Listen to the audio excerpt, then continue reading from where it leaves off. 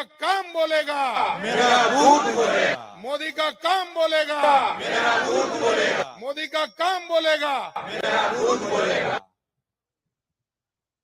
આ બૂથનું સંમેલન છે અને બૂથના આંકડા બોલશે ને એ જ મતલબ છે મોદી का काम बोलेगा और मेरा बूथ बोलेगा। માનનીય પાટીલ સાહેબ, આપણા પેજ સમિતિના પ્રણેતા એમની જેમના નેતૃત્વમાં આપણે 156 વિધાનસભાની સીટો જીતી એવા આપણા માર્ગદર્શક પ્રદેશ ભારતીય જનતા પાર્ટીના અધ્યક્ષ આદરણીય શ્રી CR પાટીલ સાહેબને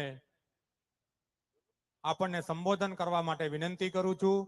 પત્રકાર મિત્રોને વિનંતી કે વિઝ્યુઅલ સાહેબનું લઈ અને આપનું કામ પૂર્ણ કરશો એવી પત્રકાર મિત્રોને પણ આ તબક્કે વિનંતી કરું છું। આદરણીય પાટીલ સાહેબ।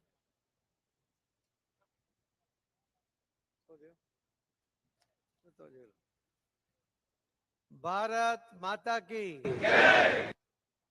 જમીને આવ્યા કે બાકી છે? તો પછી આવું ધીમો ધીમો ઘેન ચડવા મને લાગે છે। આફરો ચડ્યો, બંને હાથ ઊંચા કરીને આપણે એક સાથે ભારત માતા की વંદે જય શ્રી રામ।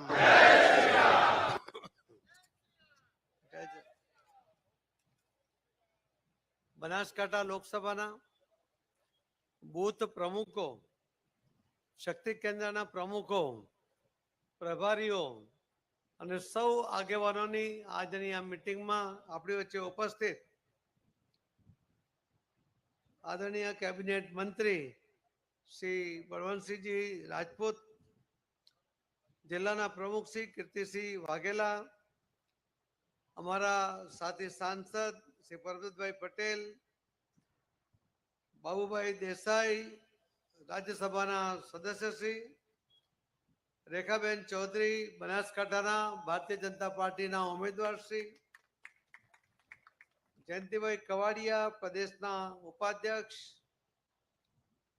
કેસાજી ચૌહાણ, ધારાસભ્યશ્રી અને પૂર્વ મિનિસ્ટરશ્રી શ્રી પ્રવીણભાઈ માળી, ધારાસભ્યશ્રી શ્રી અનિકેતભાઈ ઠાકર, ધારાસભ્યશ્રી શ્રી માવજીભાઈ દેસાઈ, ધારાસભ્યશ્રી શ્રી અમિતભાઈ ઠાકર, ધારાસભ્ય અને ક્લસ્ટર લોકસભા પ્રભારી શ્રી રાજેન્દ્રસિંહ ચાવડા, પૂર્વ ધારાસભ્ય અને લોકસભા સીટના પ્રભારી શ્રી શ્રી રાણાભાઈ એસ દેસાઈ, લોકસભા સીટ સંયોજક શ્રી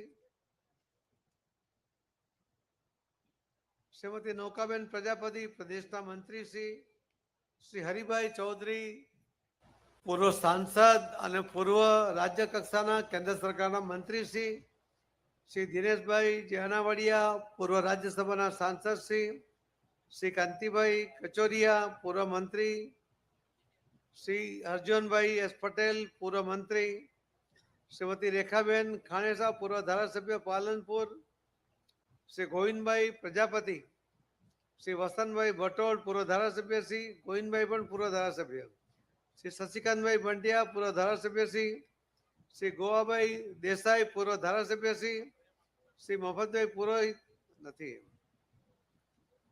श्री जोताभाई पटेल, पूर्व धारासभ्य श्री महेशभाई पटेल, पूर्व धारासभ्य श्री स्वरूपजी ठाकुर, वाव विधानसभा सीटना संयोजक श्री भगवानदास पटेल, धानेरा विधानसभा सीटना संयोजक श्री हरेशभाई जानी, श्री गुमान सिंह जी चौहान, श्री विजयभाई चक्रवर्ती,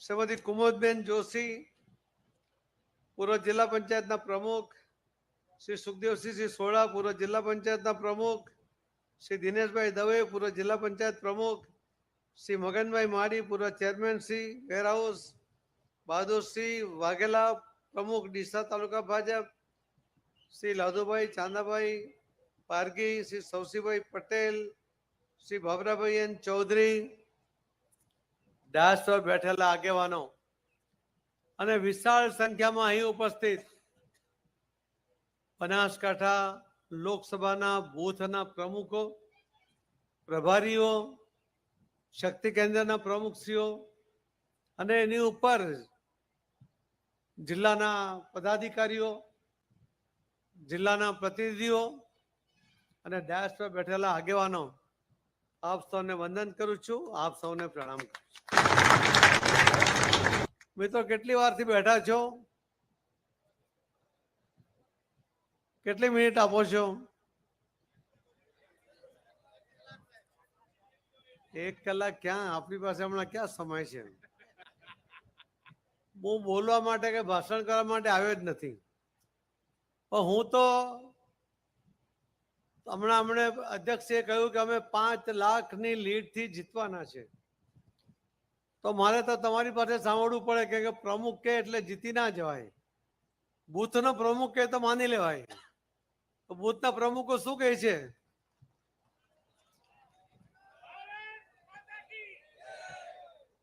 એક સાથે બોલો, ભારત માતા કી. આ બધા જીતવાના છે ને બૂથ? હમણાં અમારા એનાઉન્સર ભાઈએ કીધું 156 સીટની વાત યાદ કરાવી. એટલે ત્યાંથી હું એટલા માટે શરૂ કરું છું કે ગયા 2022ના વિધાનસભા ઇલેક્શનમાં અમે તો 182 સીટ જીતવાની વાત કરી હતી ને? અમને કોઈને વિશ્વાસ નહોતો. નહીં હતો કે નહીં? અરે નહીં હોય તો ના તો કહો. મને પણ મારામાં વિશ્વાસ નહોતો, એના આધારે મેં નહોતું કહ્યું. અહીં બેઠેલા બૂથ પ્રમુખો, આગેવાનો, તમારી તાકાતને ઓળખીને મેં કહ્યું હતું કે અમે 182 સીટ જીતીશું. આ લોકસભાના ઇલેક્શન પહેલા આ વાત એટલા માટે જરૂરી છે કે 156 સીટ જીત્યા એ આદરણીય પ્રધાનમંત્રી નરેન્દ્ર મોદી સાહેબની લોકપ્રિયતા, વર્ષો સુધી મુખ્યમંત્રી તરીકે અને પ્રધાનમંત્રી તરીકે એમણે ગુજરાતની જે માવજત કરી છે અને ગુજરાતના અને દેશના લોકોનો જે વિશ્વાસ હતો એ સાર્થક થયો. એના કારણે મતદાતા ભાઈ બહેનોએ મોદી સાહેબના નામે વોટ આપ્યા. આપણા આદરણીય ગૃહમંત્રી શ્રી અમિતભાઈ શાહ સાહેબનું માર્ગદર્શન મળ્યું. વર્ષો સુધી ગુજરાત ખૂંદીને એમને જે અનુભવ હતા કે કઈ સીટ પર કોણ જીતશે, એના કારણે ઉમેદવારનું સિલેક્શન કરવામાં એમનું યોગદાન રહ્યું. મતદાતા ભાઈ બહેનોએ મોદી સાહેબ પર વિશ્વાસ કરીને એમણે મતદાન કર્યું અને ભારતીય જનતા પાર્ટીના બૂથના અને પેજ કમિટીના સભ્યોએ એ સપનું સાર્થક કર્યું. એના માટે તમને અભિનંદન આપું છું. મિત્રો, આ વખતે પણ મેં કહ્યું કે દરેક સીટ 5 લાખ મતે જીતીશું. આપણે કઈ ફાંકા મારવાવાળા લોકો છે ભાઈ? બોલો. આપણે તો વાસ્તવિક વાત કરીએ છીએ અને એટલા જ માટે હું દરેક લોકસભામાં 26 લોકસભામાં હું કોઈ મોદી સાહેબના કામ પણ ગણાવતો નથી, કેમ કે બધાએ જ એ કામો ગણાવતા હોય છે. બીજા વક્તાઓએ બધા કામ તમને કયા હશે, પણ 156 સીટની જે વાત કરી એમાં જે ભૂલ થયેલી હતી એ ભૂલ ફરી ન થાય એટલા માટે હું તમારી સામે આવ્યો છું.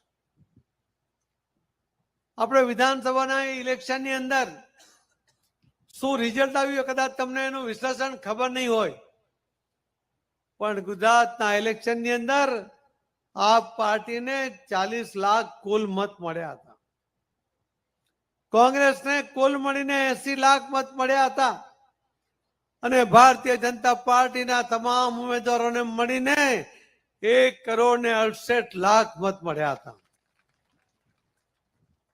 કોંગ્રેસ કરતા લગભગ 88 લાખ મત વધારે અને આપ પાર્ટી કરતા તો 1,28,00,000 વધારે મત મળ્યા અને ફક્ત 3,05,000 મત માટે આપણે 26 સીટ હારી ગયા.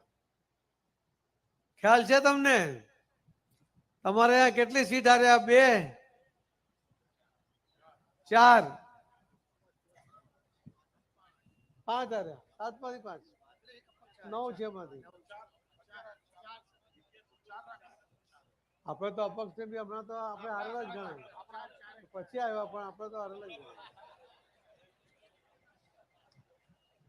ગુજરાતમાં અપક્ષોને પણ ખબર છે કે અપક્ષિસ્તોને ભાજપ સાથે નહીં રહીશું તો ઘરે આવી જશું. મગનભાઈની ઈચ્છા તો ત્યારે બી દેસાઈની ઈચ્છા તો ત્યારે બી હતી જ.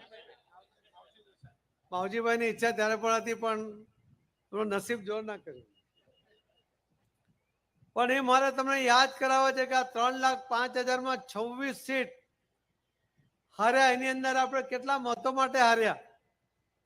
આપણે ખંભાત 3,000 હાર્યા, ગારિયાધાર 3700 મતે હાર્યા, બોટાદ 3,000, માણાવદર 3,000, પોરબંદર 5,000, ચાણસ્મા 1,400 મતે, ખેડબ્રહ્મા 1,600 મતે, દાતા 2,000 મતે. તમે દરેક સીટ જુઓ. વિજાપુર 7,000 મતે. આવી થોડા થોડા મત માટે 922 મતે આપણે ગીર સોમનાથ હારી ગયા. તમારી આંકલાઓ 2700 મત માટે હારી ગયા. તમે આ જિજ્ઞેશ મેવાણીની સીટ ફક્ત 4,000 મત માટે હારી ગયા. હવે 20 સીટો કુલ મળીને 3,05,000 મત માટે આપણે હારી ગયા. મારે આપને યાદ કરાવવું છે કે 88 લાખની લીડ કોંગ્રેસ કરતા વધારે હોવા છતાં 3 લાખ માટે જો 26 સીટ હારી જઈએ તો આ બેવકૂફી છે કે નહીં આપણી? બોલો તો ખરા યાર. મેં તમને પહેલા જ કહ્યું કે હું ભાષણ કરવા નથી આવ્યો, તમારી સાથે વાત કરવા આવ્યો છું. જવાબ આપવો પડશે. આપશો ને? આ ગુજરાતમાં સૌથી વધારે કોઈ જિલ્લામાં સૌથી વધારે સીટ હાર્યા તો એ બનાસકાંઠામાં હાર્યા. આ તમારા માથે કલંક છે કે નહીં? હવે આ વખતે ધોઈ નાખશો ને? પાક્કો? તો કોઈ પણ જાતના વધારે પડતા વિશ્વાસમાં ન રહેતા આપણે કહે છે ને, ગામમાં મહાદેવનું મંદિર હોય, શ્રાવણ મહિનામાં સોમવારે સવારે બધા ગામ લોકો ભેગા થાય ને નક્કી કરે કે આપણે મહાદેવને દૂધ ચડાવવાનું, 1 લોટી દૂધ ચડાવવાનું. હવે એક ભાઈને એવું થયું કે હું દૂધ નહીં ચડાવું ને પાણી ચડાવું, અને બાકીના લોકો દૂધ ચડાવશે તો ક્યાં કોઈને ખબર પડવાની છે. એટલે ભાઈ તો પાણી લઈને ગયા. પણ જયારે જોયું નીચે તો મહાદેવ પર ચડાવેલું એકલું પાણી જ હતું. બધાને એવું હતું કે હું પાણી ચડાવું, બાકીના લોકો દૂધ ચડાવશે. એટલે હું દૂધ ચડાવું, બાકીને જે કરવું હોય તે કરે. એનો મતલબ છે કે મારે મારું બૂથ જીતાડવાનું છે, અને એ જીતીશું તો જ લોકસભા જીતીશું. બીજો શું કરે છે, બીજો કરે છે કે નથી કરતો, એની કોઈ ચિંતા તમારે કરવાની થતી નથી. સમજ પડી ને? હવે ન થાય ને બોલ. 4 સીટ ગઈ છે ભાઈ, થોડા થોડા મત માટે. તો આ જે સ્થિતિ છે, અને તમે કહ્યું, મને બળવંતસિંહે કહ્યું, બધા આગેવાનોએ કહ્યું કે આ વખતે 5 લાખની લીડ અમે જીતીશું. તો મારે તો તમને કેવી રીતે જીતવી જોઈએ એની એક સિસ્ટમ તમારી સામે મૂકી છે, અને એ સિસ્ટમ મુજબ તમે કામ કરો એવી મારી અપેક્ષા છે. થઈ જશે? તો આજે બૂથના પ્રમુખો અહીંયા ઉપસ્થિત છે.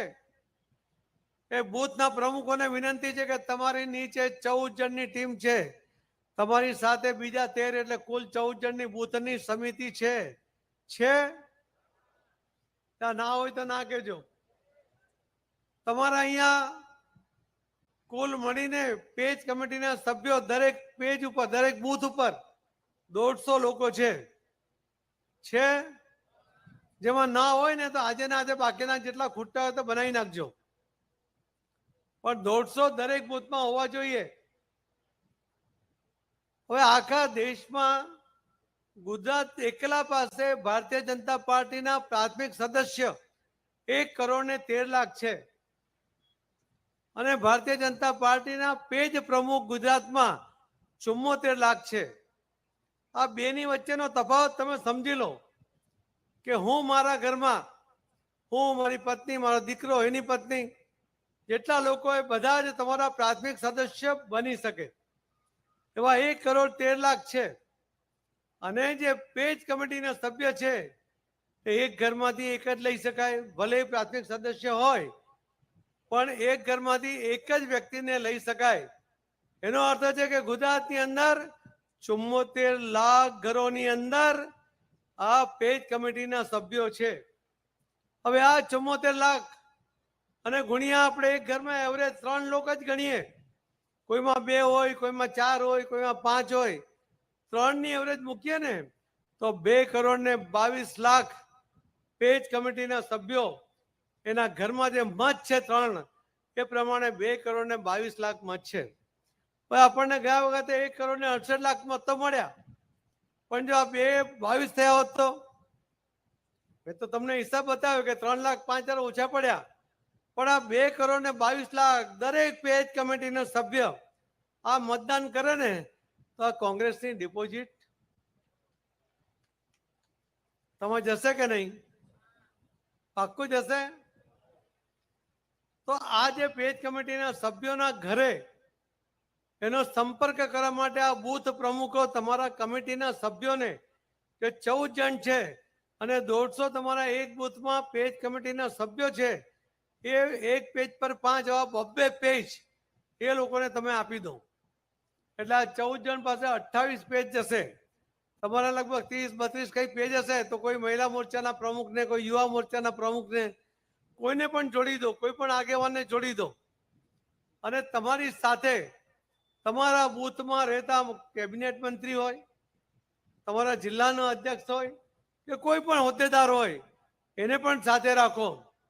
અને આ બૂથના પ્રમુખો, તમે ત્યાં નેતા છો તમારા બૂથના, ને તમારી 14 જણની કમિટી એવું નક્કી કરો કે કાલે સ્થાપના દિવસ છે. બધાને યાદ છે ને ભારતીય જનતા પાર્ટીનો કાલે સ્થાપના દિવસ છે? તો કાલે સવારે તમે બધા નીકળો, એક જણ પાસે 10 ઘર હોય અને 1 કે 2 મોહલ્લામાં જ હોય, તો જો તમે નક્કી કરશો અને તમારી પાસે ઝંડી તમને આપી હશે, બાકી છે તમને ઝંડી ઉપર પહોંચી ગઈ છે, તો આ દરેક સભ્ય 14 લોકો અને બીજા આગેવાનો આ 10 નામ લઈને કાલે સવારે 8 વાગે નીકળે, પેજ કમિટીના સભ્યને ઘરે જઈને એના ઘરે ઝંડી બાંધે. એક તો પોતાની હાજરીમાં બાંધે અથવા તો પોતે બાંધે. લગભગ આપણે 45 લાખથી વધુ આ ઝંડીઓ એ બનાવી છે. ત્યારે આ ઝંડીઓ તમારે દરેક જણના ઘરે બંધાય એ પ્રયત્ન કરવાનો છે. તમે કોઈ એક ઝંડો લઈને જાઓ કોઈના ઘરે પેજ કમિટીના સભ્યોને ત્યાં, તો તમારા પ્રમુખ તમને કહેશે કે તમારે વડીલ વંદનામાં જવાનું છે, તમારે લાભાર્થી માટે જવાનું છે, તમારે દિવ્યાંગ ભાઈ બહેનો માટે જવાનું છે. તો કેટલી વાર જવું પડે? તમારે 4-5 વાર જવું પડે કે નહીં? મારી સિસ્ટમમાં મારી તમને વિનંતી છે કે કાલે તમે જ્યારે નીકળો ત્યારે આ 10 ઘર 12 ઘર જે બી તમારા આવતા હોય એ પેજ કમિટીના સભ્યોને મળીને એમને પૂછી લો કે તમારા ઘરમાં કોઈ 85 વર્ષથી વધુ ઉંમરનો કોઈ વ્યક્તિ છે કે નથી? તમારી આજુબાજુમાં કોઈ છે કે અહીંયા છે? તો એમને જઈને મળીને એને વડીલોને વંદન કરીને એમને કહો કે તમારે મતદાન મથક પર જવું છે અથવા ઘરેથી મતદાન કરવું છે. એ કહેશે હા ઘરે મતદાન કરવાની વ્યવસ્થા થઈ જાય તો સારું.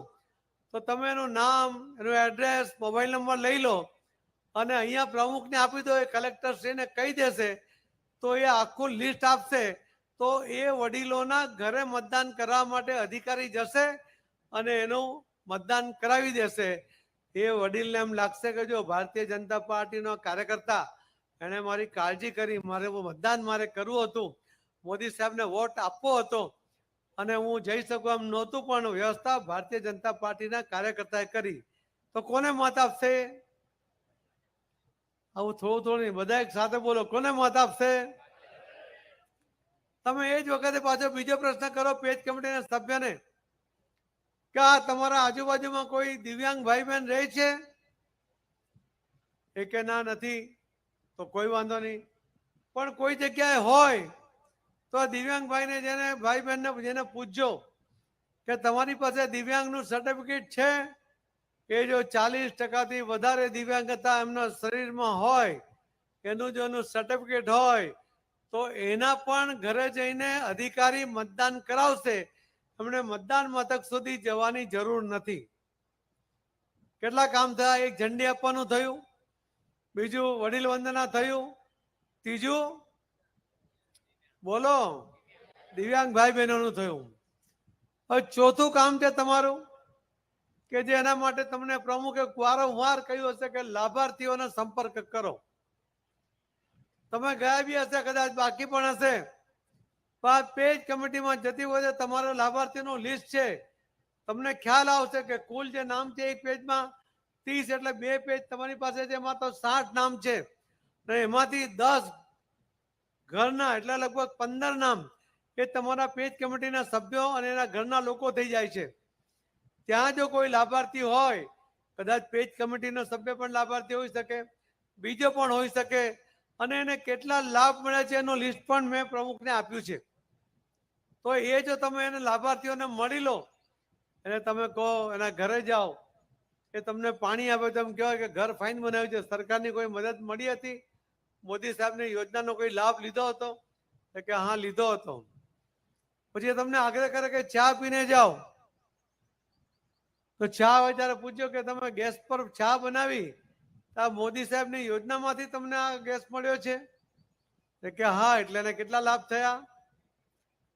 એને પૂછાય કે તમને કોઈ આયુષ્યમાન કાર્ડ તમે બનાવ્યું છે? તો કહે છે હા, એમ કે મારા પિતાના ઓપરેશનનો ખર્ચો હતો અને મારે 4-5 લાખનો ખર્ચો હતો, મારાથી પહોંચાયો નથી, પણ કાર્ડને કારણે મારા પિતાનું ઓપરેશન સરસ થઈ ગયું. એટલે કેટલો લાભ થયો? 3. હવે ગુજરાતની અંદર તો આપણા આદરણીય મુખ્યમંત્રી શ્રી ભૂપેન્દ્રભાઈ પટેલ, એમણે તો બીજા 5 લાખ આપ્યા છે, એટલે 10 લાખ રૂપિયાનો લાભ મળે છે, જેને બીમાર પડવાનો હવે કોઈ ભય નથી. અને આ રીતે જો તમે બધાને મળીને જો એક જ રાઉન્ડની અંદર 1 કલાક 2 કલાક કાઢશો ને, તમારા 10 ઘર કાલે સવારે પતી જશે. ભારતીય જનતા પાર્ટીના આ બૂથના જે સભ્યો છે, એ જે એક બૂથ પર છે, એમણે એ બૂથ પર રહેતા જે કાર્યકર્તા, એ પેજ પર રહેતા જે કાર્યકર્તા હોય, એ 30-60 જે નામ છે, એમાંથી જે કાર્યકર્તા અથવા તો પેજ કમિટીના સભ્યોને પણ બોલાવીને સાથે આવતા હોય, અને નાના વાજા બાજા સાથે જો તમે નીકળો અને દરેક ઘરને ઝંડી બનાવો, તો જે તમારો પેજ સમિતિનો સભ્ય ના બન્યા હોય ને, એ પણ ઝંડી માંગશે, એને પણ ઝંડી આપી દો, એ પણ મત તમારા ખાતામાં જમા થઈ જશે. મારે મિત્રો આપને એટલે જ કેવું છે કે આ સંપર્ક આ સમય અત્યંત જરૂરી છે. લાભાર્થીઓને લાભ અપાવવાની જરૂર છે. વડીલોને યાદ કરાવવું જરૂરી છે. દિવ્યાંગ ભાઈ બહેનોને આખા દેશની અંદર લગભગ 2,49,00,000 દિવ્યાંગ ભાઈ બહેનો છે. એમને જો સૌથી વધુ મદદ, એમનું જીવન સરળતાથી ચાલી શકે એના માટેની જે સાધનોની જેમને જરૂર હતી, એ બાઇસિકલ હોઈ શકે, એ મોટરવાળી બાઇક હોઈ શકે, એમને લાકડી હોઈ શકે, એને કાનના હિયરિંગ હોઈ શકે, એને જે દિવ્ય